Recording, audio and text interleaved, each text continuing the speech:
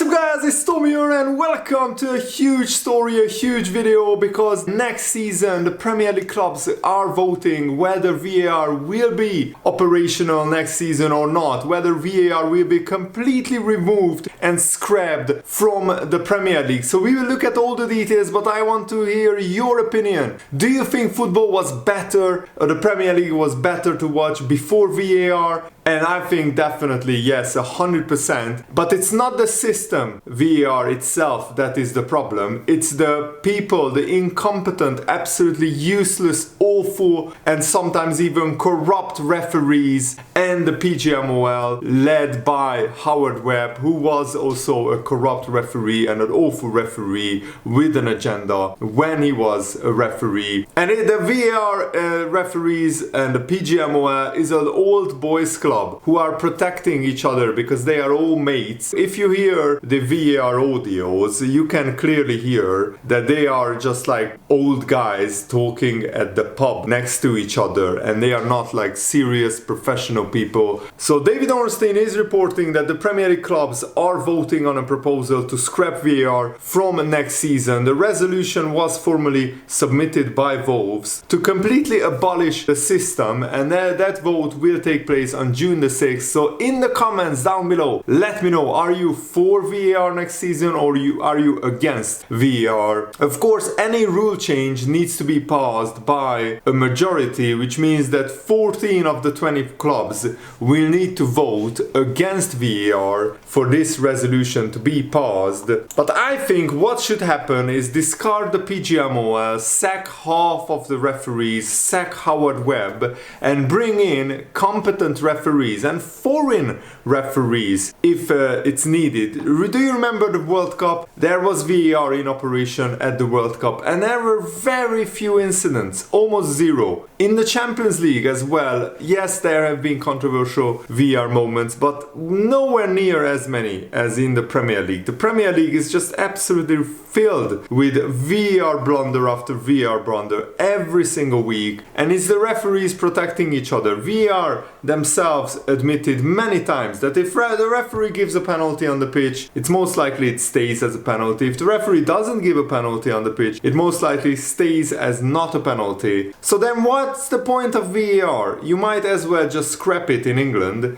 because if the VAR referee doesn't want to overrule his mate, his friend, his buddy, who is the referee, doesn't want to go against him, then what is the point of VAR? I mean, there are so many blatantly obvious mistakes in the Premier League every single week, and I can't believe how more of the media are not questioning Howard Webb's role in this, because he is absolutely the head of the whole organization, and in the last 2 years it has been a complete utter failure, a complete utter disaster, a complete utter mess. And how is he not sacked? I don't believe it, because the PGMOL is a massive organization in the Premier League, and yet they don't even have a website. The people can't even see the terms of reference for Howard Webb's role, nor see what their responsibilities are for the organization. Transparency is non-existent. And also, what's even more crucial is consequences are not non-existent. The refereeing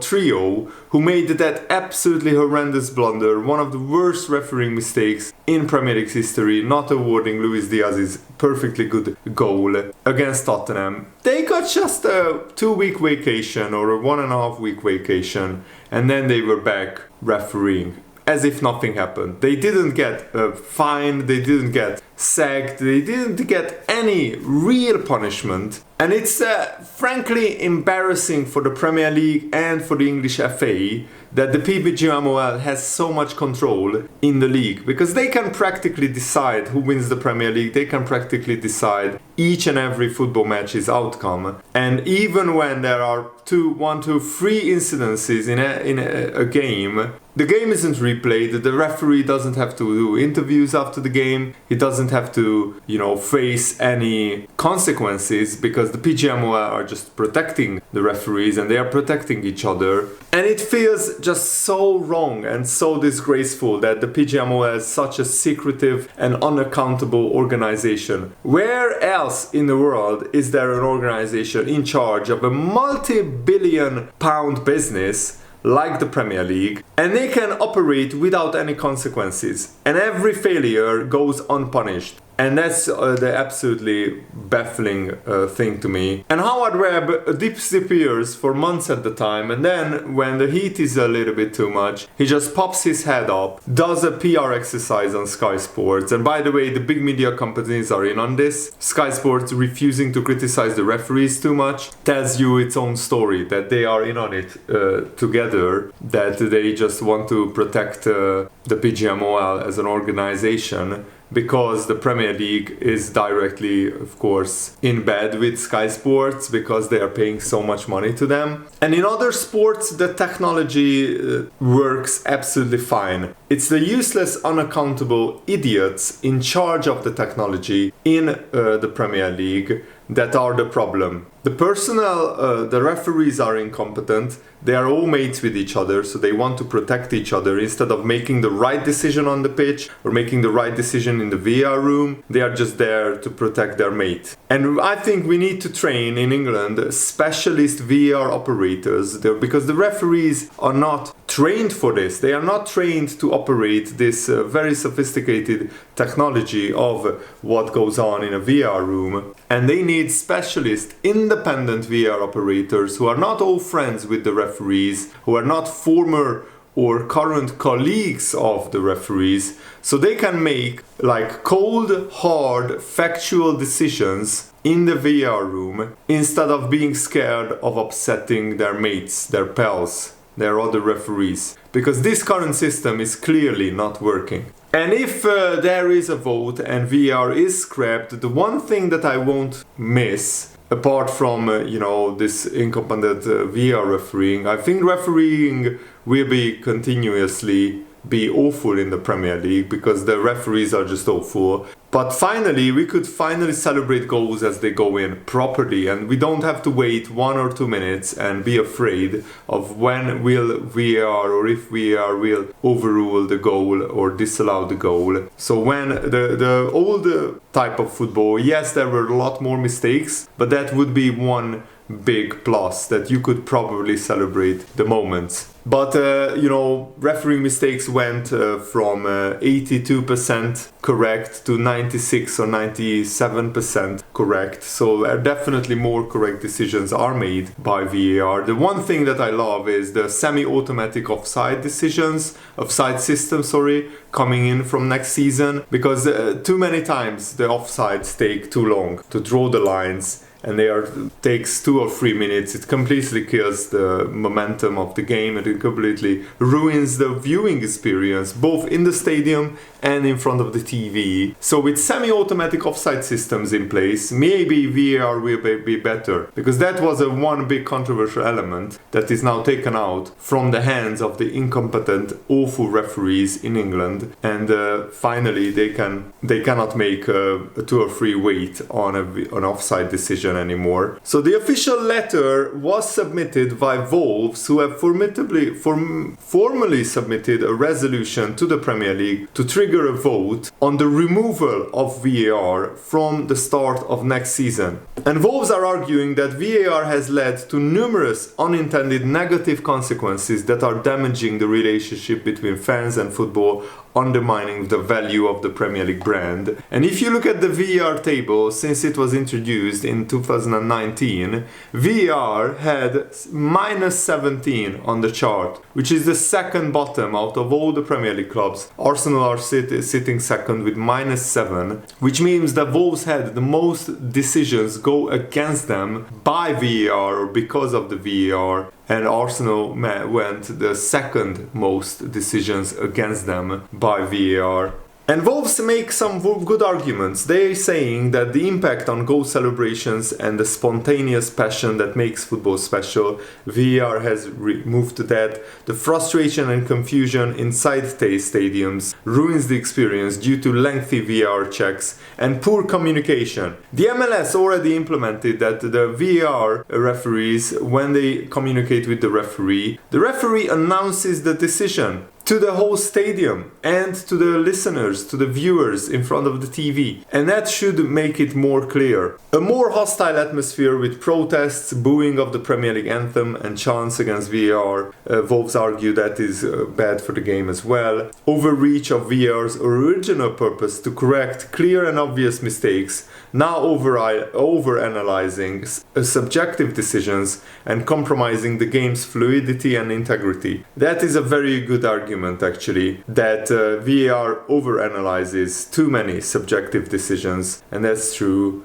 Too many decisions are just up to the interpretation of the referee or the VAR referee, and the rules should be more clear as well. A big point also is the diminished accountability of on-field officials due to the safety net of VAR, leading to erosion of authority on the football pitch. That is also a very good argument by Wolves. Continued errors, even though VAR is fully operational and fans are unable to accept human error after multiple views and replays, damaging confidence in officiating standards. I think this is the biggest one. When the fans are seeing that after 20 camera angles and multiple replays, both the referee and the VAR referee both come to the wrong conclusion, and they are not giving clear penalties for clear fouls, clear handballs not given, and even clear onside goals are given offside sometimes, or clear offside goals are given onside. The fans just absolutely lost any faith in the officials. The Wolves argue that it's bad that there is a disruption to the pace of the Premier League with lengthy VAR checks and more edit time, causing matches to run excessively long. Yeah, 10-15 minutes of extra time after 90 minutes is just too much. And there is a constant discourse about VAR decisions often overshadowing the match itself and tarnishing the reputation of the Premier League. And there is an erosion of trust and reputation with how VAR operates. It fuels allegations of corruption. But Wolves is wrong in one thing. They are saying that there is no blame to be placed. We are all just looking for the best possible outcome for football. But the blame is at the feet of PGMOL. Howard Webb, who is running the refereeing organization, he should have fired some of these referees already, because they are just not good enough. And they have clear agendas against certain teams, like Liverpool getting absolutely huge decisions against them in crucial games in the Premier League title race that cost them a place in the Premier League title race in these last few weeks of the season. Liverpool would have probably 6-7 more points just because of these VAR decisions going against them, which is absolutely unthinkable, that just because the referee hates Jurgen Klopp and hates Liverpool, he is allowed to directly influence games. So my bottom line, my ultimate verdict is VAR, the system, is not the fault. It's the people operating it. The English referees are just awful. Some of them needs to get sacked. Some of them need to get demoted to lower divisions. And we need to train independent VAR operators whose specific role is just to operate the VAR technology, and they shouldn't know the referees in person. They shouldn't be mates with the referees. They shouldn't be former colleagues of the referees. But we need years and years for that. That's a major problem. Until then, we are stuck with these awful referees, and if we just remove VAR altogether, the referees will still be awful, and they will just make even more bad decisions without VAR. So my idea is to keep VAR in place, put the semi-automatic offside decision system in place, which will be coming to the Premier League next season, thank goodness, and then start training individual VAR operatives, specific people, technical people who are not, former referees, who can operate the VAR technology much better, and they are not mates with the referees. If they don't have a personal relationship with the referee who is refereeing on the pitch, then he won't get a bias, he won't get an agenda. You shouldn't be making an emotional decision when you are seeing a foul in the penalty area. You should just look at the incident and judge it for how it is, as it is, and not think about, you know, the referee is my good friend, I don't want to upset him, let's protect him and not give that as a penalty. And that too many times that happens in the Premier League, that you just feel that the referee has an agenda one way or the other. And if I was in charge of the PGMOL, I would bring in foreign referees, because the Premier League can more than afford it, and we can bring in foreign referees who also don't have a personal relationship with English referees, and they can operate VAR, they can referee on the pitch, and they are miles better than English referees. English referees are some of the worst in the whole of Europe, which I can't believe I'm saying that, but that's the truth. And the Premier League's chief football officer told Sky Sports in February that yes, it's true that we are doing too many checks, we are taking too long in doing them as well. It's to a degree understandable given the level of scrutiny these guys are under, but the reviews are taking too long and it's affecting the flow of the game, and we are extremely aware of that, and we need to improve that speed while also maintaining the accuracy. What is this Wolves motion is doing is they will definitely take a long hard look at how VAR operates, and hopefully they will make it better for next season, because it can't get much worse than this. I mean, this is absolutely bottom of the barrel stuff that what is happening in the Premier League. But that's just my opinion. Let me know what is yours in the comments below, and thanks for watching. Have a nice day. See you later. Goodbye.